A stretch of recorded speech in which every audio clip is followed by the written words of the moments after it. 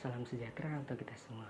Alhamdulillahirrahmanirrahim, kita masih diberikan nikmat sehat hingga saat ini. Dan mungkin ada yang sedang sakit, semoga penyakitnya segera diangkat oleh Allah SWT. Baik, pada video kali ini saya ingin menyampaikan materi pembelajaran tentang berpidato tanpa teks. Mungkin kalian semua sudah tahu apa itu pidato, dan mungkin kalian semua sudah pernah menjalaninya, entah pada saat pelantikan OSIS ataupun pada saat Karang Taruna di desa kalian. Tapi apakah kalian mengerti bagaimana cara berpidato dengan baik dan aspek apa yang harus diperhatikan? Baik, saya akan membahasnya satu persatu. Kali ini dari segi pengertian. Pidato merupakan sebuah kegiatan berbicara di depan umum dengan tujuan untuk menyatakan pendapat atau gambaran tentang suatu hal. Sedangkan aspek apa yang harus kalian perhatikan pada saat berpidato?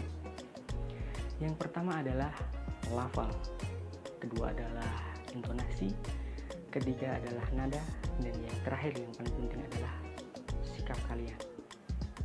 Oke, yang pertama lafal. Apa itu lafal? Lafal merupakan pengucapan kata-kata dengan jelas dan juga fasih. Sedangkan intonasi, ketepatan mengenai kuat lemahnya tekanan pengucapan kata. Yang ketiga, nada, pengucapan kata-kata yang sesuai dengan tinggi rendahnya suara. Dan ini yang paling penting, yaitu adalah sikap.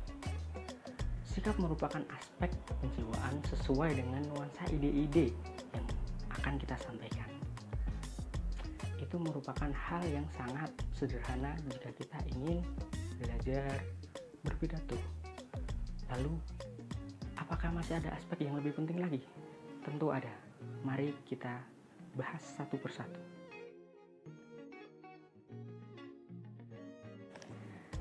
Berpidato.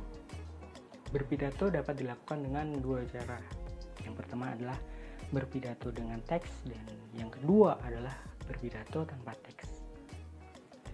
Mungkin jika disuruh memilih, kalian pasti akan memilih berpidato dengan teks karena sangat mudah, hanya membaca. Tapi apakah berpidato tanpa teks itu sulit? Tentu tidak, jika kalian tahu bagaimana trik dan juga tipsnya. Oke, kita akan membahasnya agar mata kalian terbuka bahwa berpidato tanpa teks tidaklah sulit. Kita akan membahasnya satu persatu. Yang pertama adalah dengan menggunakan teknik menghafal. Tentu dari segi nama, teknik menghafal sangat membutuhkan memoriam yang tinggi. Teknik ini memiliki kelebihan, yaitu lancar kalau benar-benar hafal. Yang kedua adalah tidak ada yang salah kalau benar-benar hafal. Dan yang ketiga adalah mata pembicara dapat memandang pendengar. Sedangkan teknik ini juga memiliki kelemahan, yaitu pembicara akan cenderung berbicara dengan cepat tanpa penghayatan.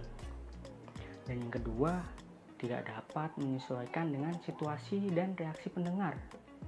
Dan yang ketiga, jika lupa, pidatonya akan gagal total. Oleh karena itu, saya akan menganjurkan kalian untuk memakai teknik extemporan. Apa itu teknik extemporan? Teknik ini adalah teknik saat berpidato dengan membawa sebuah catatan kecil yang berisi garis besarnya saja dari pidato yang akan kalian sampaikan atau jabarkan. Apa sih kelebihannya? Kelebihan yang pertama adalah pokok-pokok isi pidato tak ada yang terlupakan. Yang kedua, penyampaian isi pidato akan runtut. Dan yang ketiga, kemungkinan salah dan lupa sangatlah kecil. Dan yang keempat, interaksi dengan pendengar sangat komunikatif. Tetapi teknik extemporan ini juga memiliki kelemahan. Yang pertama adalah tangan cenderung kurang bebas. Dan yang kedua, jika tidak hafal akan terkesan kurang siap karena sering melihat catatan. Dan yang ketiga, pemakaian bahasa kurang baik. Tetapi kalian dapat menghadapinya jika kalian melakukan langkah-langkah yang benar. Baik, kali ini saya akan menjelaskan bagaimana langkah-langkah yang benar dengan menggunakan teknik extemporan. Berikut ini caranya.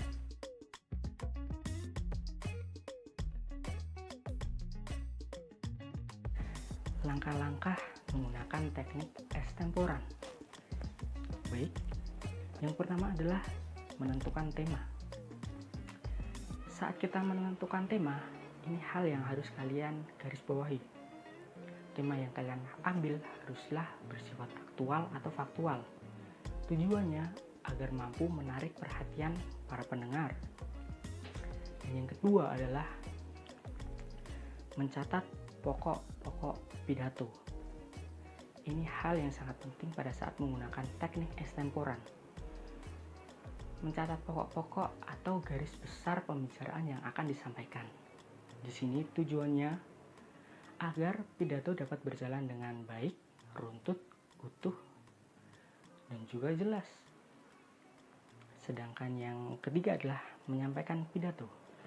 Pada saat menyampaikan pidato ini ada 3 unsur. Yang pertama, cara membuka pidato. Bagaimana cara membuka pidato? Caranya sangat mudah, yaitu paling tidak dengan menyampaikan salam dan juga sapaan. Contohnya adalah seperti ini. Assalamualaikum warahmatullahi wabarakatuh, Bapak dan Ibu yang saya hormati dan saudara-saudara yang saya banggakan. Cukup begitu sudah sangat baik. Yang kedua adalah cara menguraikan pidato. Bagaimana cara menguraikan pidato? Sebelum kita menguraikan pidato, kita harus memperhatikan pertama adalah tujuan pidato. Apakah tujuan tersebut untuk memberitahu, menghibur, atau mengajak? Yang kedua adalah suasana dan situasi pidato. Apakah itu resmi atau tidak resmi? Dan yang ketiga adalah pendekatan yang digunakan. Pendekatan yang digunakan ini ada 3 macam, yaitu pendekatan intelektual, pendekatan moral, dan juga pendekatan emosional. Pendekatan intelektual adalah pembicara harus menyertakan alasan, bukti, dan juga contoh.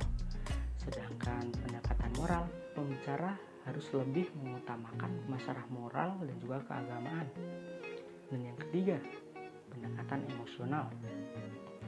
Pembicara harus mengutamakan emosi sehingga menyentuh semangat, kebutuhan, dan lingkungan pendengar. Dan yang terakhir adalah cara menutup pidato. Mungkin cukup sulit untuk menutup pidato karena ada 3 hal yang biasanya dilakukan oleh pembicara pada saat berpidato. 3 kesalahan hal ini meliputi seperti pembicara tidak tahu di mana harus berhenti. Lalu pembicara sebenarnya ingin berhenti tapi tidak bisa mengerem.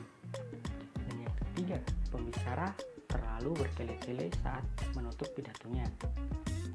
Hal itu membuat kebosanan dan juga terlihat seperti gugup dan juga tidak siap untuk memberhentikan pidatonya sehingga tidak meyakinkan pendengarnya. Lalu bagaimana cara menutup pidato? Yang pertama adalah kalian harus menyingkat atau menyimpulkan apa yang kalian bacakan tadi. Yang kedua adalah memuji pendengar. Ketiga adalah meminta pendengar untuk bertindak. Dan yang terakhir adalah bisa melantunkan pantun. Baik, mungkin itu saja yang dapat saya sampaikan. Semoga bermanfaat, dan mungkin jika ada yang ingin ditanyakan terkait materi yang saya bawakan, dapat ditanyakan di kolom komentar. Salam sukses dari saya. Wassalamualaikum warahmatullahi wabarakatuh.